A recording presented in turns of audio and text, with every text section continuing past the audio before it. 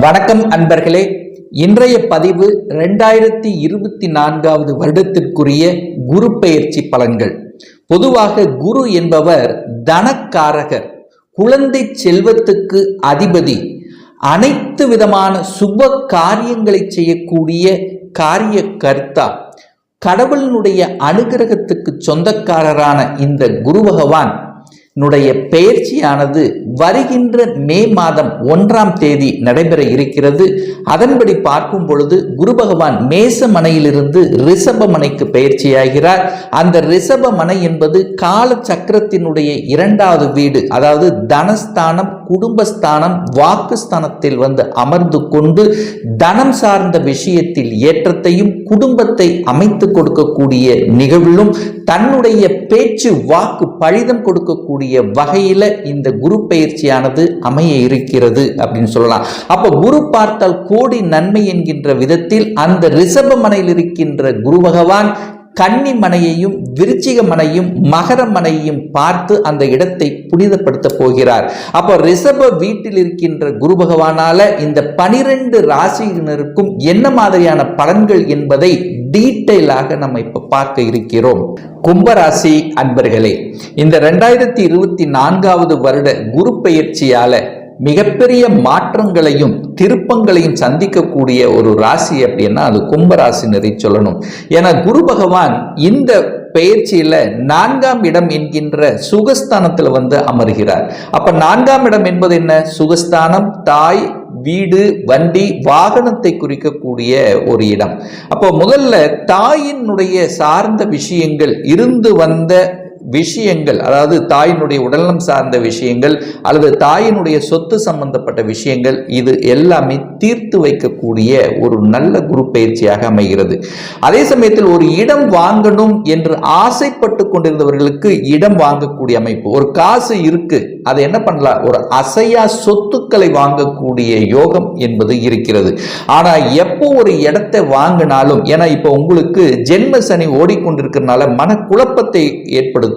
அப்போ என்ன பண்ணணும், ஒரு இடம் வாங்கணும், ஒரு வீடு, வண்டி, வாகனம் வாங்கணும் அப்படின்னாலும் கொஞ்சம் நல்ல யோசித்து, அதாவது இடத்தில் ஏதாவது பிரச்சனை இருக்கா, வில்லங்கம் இருக்கிறதா என்பதை ஒரு தடவைக்கு 2 தடவை யோசித்து பார்த்து அலசி ஆராய்ந்து வாங்கணுங்கிறத மட்டும் ஆழமாக மனதில் பதிய வைத்துக் கொள்ளுங்கள். ஒரு வேலை கிடைக்கல, ஒரு நல்ல வேலை இல்லை, ஒரு 2-3 மாதங்களாக எனக்கு ஒரு நல்ல வேலை அமையலைன்னா ஆஃப்டர் குரு பயிற்சிக்கு அப்புறம் உங்களுக்கு ஒரு நல்ல வேலை அமைய இருக்கிறது என்பதை உறுதியாக சொல்லலாம். ஏன்னா குரு பகவான் 10ஆம் இடத்தை பார்க்கிறார். அப்ப 10ஆம் இடம் என்பது என்ன? தொழில் ஸ்தானம். அப்ப 10ஆம் இடத்தை பார்க்கறதுனால வேலையில் ஒரு நல்ல மாற்றத்தை கொடுக்க காத்து கொண்டிருக்கிறது. அப்ப எந்த மாற்றமாக இருந்தாலும் அந்த மாற்றத்தை ஏற்றுக்கொள்ளுங்கள். ஏற்கனவே ஒரு வேலையில் நான் இருக்கிறேன் அப்படின்னா ஒரு சேஞ்சஸ், டிபார்ட்மெண்ட் சேஞ்ச் வருது அல்லது அடிஷனல் ரெஸ்பான்சிபிலிட்டி வருது அப்படின்னா அதை ஏத்துக்குங்க. அது ஏத்துக்குனால உங்களுக்கு நல்லவைகள் தான் நடக்கக்கூடிய அமைப்பு. அதே சமயத்தில் கோபப்பட்டு ஆக்ரோஷப்பட்டு மட்டும் வேலையை விட்டு விடாதீர்கள் இந்த காலகட்டம் அப்படிங்கிறதையும் ஞாபகத்தில் வைத்துக் கொள்ளுங்கள். ஏன்னா உங்களுடைய ராசி லக்னத்திலேயே வந்து சனி பகவான் உட்கார்ந்து அந்த சனி பகவானும் 10ஆம் இடத்தை பார்த்து கெடுப்பார். சோ அந்த வகையில வேலையை மட்டும் கோபப்பட்டு விட்டுறக்கூடாதுங்கிறதையும் ஞாபகத்தில் வைத்துக் கொள்ளுங்கள். அதே சமயத்தில் எந்த மாற்றங்கள், ஒரு வேலையில் இருக்கும் போது எந்த மாற்றம் வந்தாலும் அந்த மாற்றத்தை ஏற்றுக்கொள்ளுங்க. அதை ஏற்காம தடை செய்ய வேண்டாம். இல்லை தடை செய்தீர்கள் என்றால் மேலும் உங்களுக்கு அழுத்தம் பிரஷர்கள் வருவதற்கான வாய்ப்புகள் இருக்கிறது.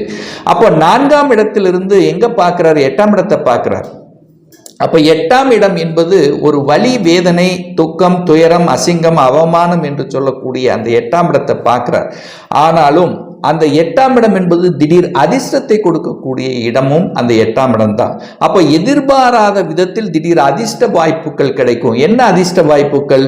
வேலைக்கு அப்ளை பண்ணவங்க வெளிநாட்டில் வேலை கிடைப்பதற்கான வாய்ப்புகள் பிரகாசமாக இருக்கிறது. அதாவது உங்களோட சொந்த ஊரை விட்டு விட்டு வெளியே நகர்த்தக்கூடிய தன்மை. இப்ப நான் நீங்க ஒரு வேலை வேணும், ஒரு நல்ல வேலை வேணும், படித்த படிப்புக்குண்டான வேலை வேணும்னா நிச்சயமா உங்களுக்கு அதர் ஸ்டேட் அல்லது அதர் கண்ட்ரியில தான் ஒரு நல்ல வேலை கிடைப்பதற்கான தன்மை. இப்போ விசா அப்ளை பண்ணி காத்து கொண்டிருந்தவர்களுக்கு இந்த மே மாதத்திலிருந்து விசா கிடைக்கக்கூடிய அமைப்பு, வெளிநாட்டில் வேலை பார்க்கக்கூடிய அமைப்புகள் நிச்சயமாக உண்டு. அதே சமயத்தில் ஒரு டிரான்ஸ்பர் வேணும், ஒரு இடமாற்றம் வேணும். அதாவது எங்க இடமாற்றம் கிடைக்கும்? உங்களுடைய ஓன் டிஸ்ட்ரிக்ட்ல இருந்து அதர் டிஸ்ட்ரிக்ட் அல்லது அதர் ஸ்டேட்ல உங்களுக்கு கிடைக்கக்கூடிய வாய்ப்புகள் உண்டு. அதே சமயத்தில் நீங்கள் அரசாங்க வேலை எக்ஸாம் எழுதியிருந்தாலும் உங்களுக்கு சென்ட்ரல் கவர்மெண்ட்ல வேலை கிடைப்பதற்கான வாய்ப்புகள் அதிகமாக இருக்கிறது இந்த காலகட்டத்தில். அப்போ குரு பகவான் 4ஆம் இடத்திலிருந்து 8ஆம் இடத்தை பார்க்கறதுனால பிரச்சனைக்குரிய இடங்கள், விற்பனையாகாத இடங்கள் எல்லாம் விற்பனையாகக்கூடிய தன்மை. 8ஆம் இடம் என்பது வலி, வேதனை, துக்கம், துயரம் அல்லவா? அப்போ ஒரு வழக்குல நிலுவையில் இருந்தது, அதுக்குள்ள ஒரு பிரச்சனையாகவே இருந்து கொண்டிருந்தது, நெடுநாட்களாகவே பிரச்சனைனா ஒரு சுமூகமான தீர்வு இந்த வருடத்தினுடைய இறுதியில் கிடைப்பதற்கான வாய்ப்புகள் பிரகாசமாக இருக்கிறது ஆஃப்டர் தீபாவளிக்கு அப்புறம். அதே சமயத்தில் 10ஆம் இடத்தை பார்க்கறதுனால அந்த புதிய தொழிலை ஆரம்பிக்கணும், அதாவது ஒரு புதுசா ஒரு தொழிலை ஆரம்பிக்கணும் அப்படிங்கிற எண்ணங்கள், உத்வேகங்கள் வரும். ஆனா பட் கொஞ்சம் யோசித்து செயல்படணும். ஏன்னா அஷ்டம சனி அதாவது உங்களுக்கு ஜென்ம சனி நடந்து கொண்டிருக்கிறது என்பதை நினைவில் வைத்துக் கொள்ளுங்கள். அந்த குரு பகவான் 12ஆம் இடத்தை பார்க்கிறார். 12ஆம் இடம் என்பது விரய ஸ்தானம் அல்லவா? அப்போ விரயம் ஏற்படக்கூடிய தன்மை. அப்போ சுப விரயங்களாக கன்வெர்ட் பண்ணுவது புத்திசாலித்தனம் என்பதை ஞாபகத்தில் வைத்துக் கொள்ளுங்கள்.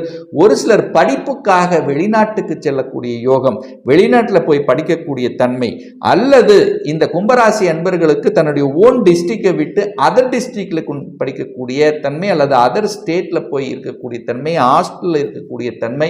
ஸோ இதை எல்லாமே காண்பிக்கிறது. முதலீடுகள் சார்ந்த விஷயங்களும் அனுகூலத்தை தரும்.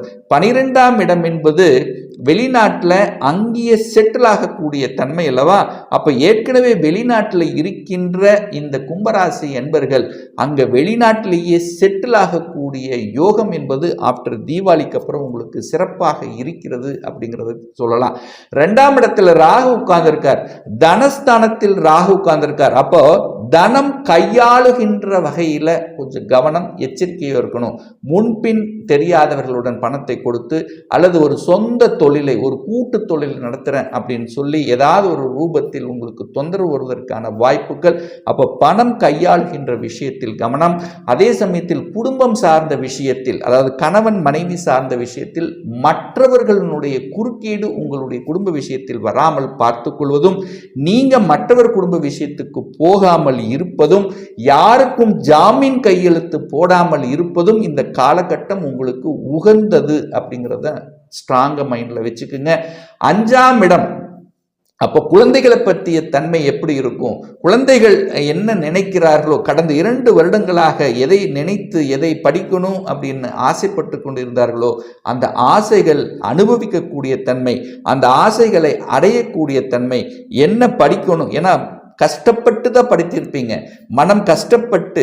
அதாவது இந்த கும்பராசி என்பர்கள் இந்த கடந்த 1 வருடங்களாகவே மனக்குழப்பம், இதை எடுக்கலாமா அதை படிக்கலாமா என்கின்ற ஒரு குழப்பம் இருந்திருக்கும் அல்லவா? இப்போ இந்த மே மாதத்துக்கு அப்புறம் அத்தனை வகையான குழப்பங்களும் உங்களுக்கு சரியாகுங்கிறது தான் அமைப்பு.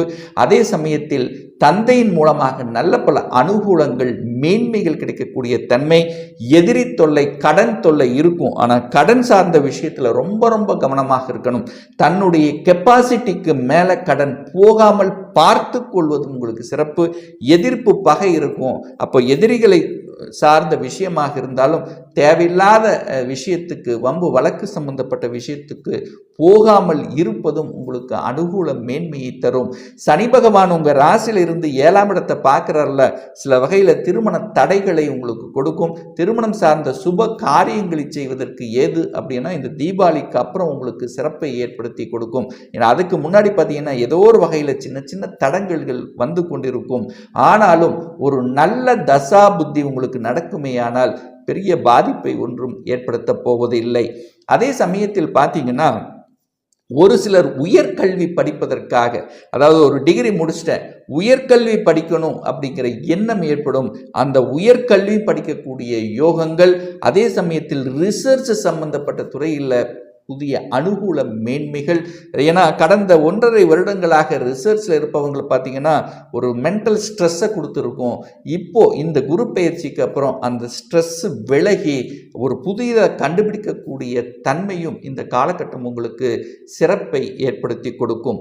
தனக்காரகன், அதாவது 2ஆம் அதிபதி என்று சொல்லக்கூடியவனும் 11ஆம் அதிபதி லாபத்தை கொடுக்கக்கூடிய அந்த குரு பகவான் 4ஆம் இடத்தில் அமர்ந்திருக்கிறதுனால நிச்சயமாக நீங்கள் எந்த அளவுக்கு உழைப்பை போடுகிறீர்களோ அந்த அளவுக்கு உங்களுக்கு தன லாபம் பெருகும் அப்படிங்கிறதையும் ஞாபகத்தில் வைத்துக் கொள்ளுங்கள்.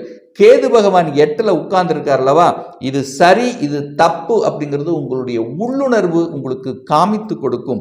அப்போ உங்கள் உள்ளுணர்வு பிரகாரம் நீங்கள் நடந்து கொள்வது தான் இந்த காலகட்டம் உங்களுக்கு சிறப்பை ஏற்படுத்தி கொடுக்கும்.